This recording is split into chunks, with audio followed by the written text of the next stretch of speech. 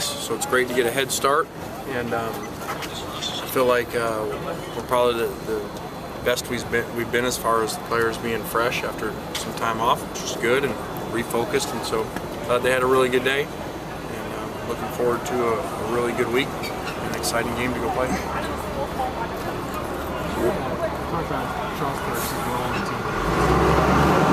Yeah, Charles really has gone in a couple times for us on kickoff coverage over the year, but really he does a great job for us on service team. A lot of times we make their best defensive lineman, we make him play that guy and give us a really good look, especially when they have strong guys, powerful guys.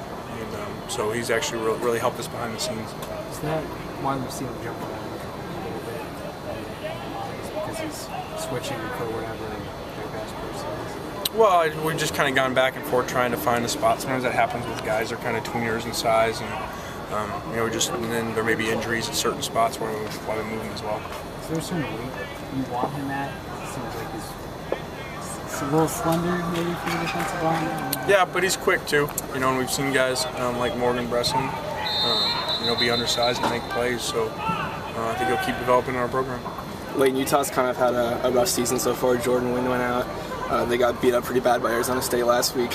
What sorts of things do you do to, especially with the bye week, keep the team focused and ready for what could be a tough game? Well, we talk to our guys a lot about that previous games don't matter, and they really don't matter anywhere in college football. You see it every Saturday. Every one of us, every one of you guys is going to sit down and watch a game. There's no way this team's going to beat that team because they lost by that many points to a common opponent or whatever it is. Every Saturday is different. That's why, and the best way to look at it is when you look at the NFL and teams in conference that play in division that play twice. Why do they split sometimes? If one team's better. So every game's different, and also we're always going to get everybody's best shot. It's going to be the most people they've ever had in their stands. It's going to be the best environment wherever we go to play, and so all that stuff about where other teams they've played, especially if it's on the road like it was at Arizona State, will have nothing to do with this game. They'll be very motivated. What did you think of last night's game, Stanford-Washington game? Did that surprise you at all? No, really didn't. People asked me that morning, and I thought it'd be very low scoring, very close, and thought Washington would probably pull it off because they were at home, and because it's Stanford's quarterback's first road game, and it's always tough to go into an environment that really got rocking in the second half once people got there. I'm sure they were dealing with traffic and work week, and what you saw them play really good football. They shut them down, played great defense. And they got the quarterback hit a few times, but then they started throwing quicker and got the ball outside, and they made plays against their secondary. Is there anything that you kind of have to relay to your team in terms of going into a Thursday night game with kind of the screwy week and stuff like that they can learn from what happened in that game at all? No, I don't think that had anything to do with that game being Thursday night. I mean, Washington played great defense because they came really physical and had a great plan against them. And it wouldn't matter what night it was. And they made plays in the fourth quarter, and Stanford wasn't able to make some of those plays down the field. So it has nothing to do with that. We basically trick our players into the days like today's Tuesday. So it really doesn't matter. And we did it twice last year on a Thursday and a Friday.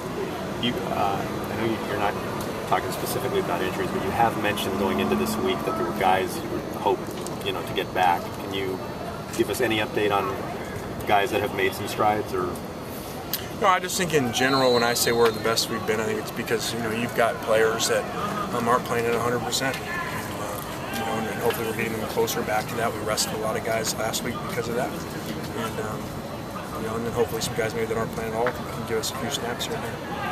You mentioned yesterday on the radio these guys were mentally drained. You used that word. Does that surprise you? Were you surprised it's just still in September? Yeah, I just think they were just a little tired, physically and mentally. All the build-up in the camp and off-season expectations. Even though we downplay them, they're still there. And then the long trip east to the East Coast and coming back and going up to Stanford the next week and obviously not playing well up there. Them getting beat up left and right about that game, and then come back and play another conference game. It just was a good time to get away a little bit, and I'm sure that they were excited to probably get away from us for a little bit too. You said you downplayed the expectations. Did you think they bought into hype too much? No, I don't think so. I don't think it had anything to do with, if we go back to that Stanford game and what happened in that game, with the sacks and not running the ball and not calling a great game myself. That had nothing to do with that. As we played in bigger games than that before.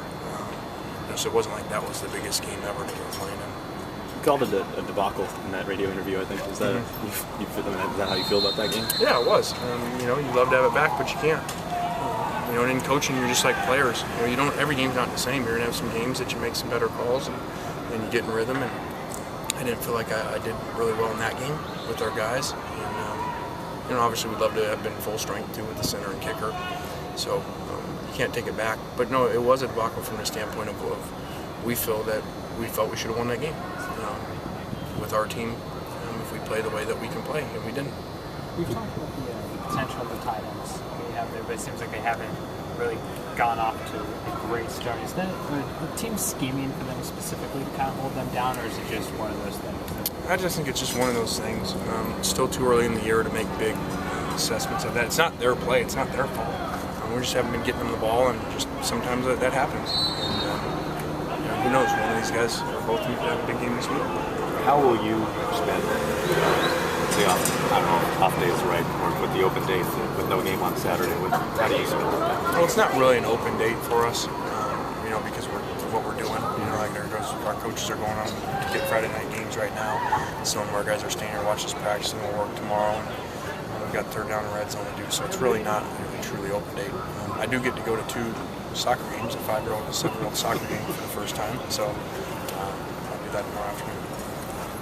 Talk about kind of how you wanted this offense to turn into a ball control offense relying on the defense. Is that because of injuries? You feel like you can control the clock and keep guys in the way? Well, I don't know that I want that. I just want to be able to do that when we need it. We still want to be explosive. But we want to be able that if people are going to play us like we've seen after the Hawaii game, Hawaii played us in normal defense. You remember all the plays outside, the pass interference outside, and then I think people just said, hey, we're not going to do that. We're not going to let 9 and 2 beat us. We're going to force you to be successful running the ball. And we just want to. You want to be able to, if they do that, to be able to do what we did Saturday, just turn around and hand off for 300 yards. And that's really what I meant by that. We'd still like to be explosive as soon as people, play defenses that allow us, to try that outside. Good.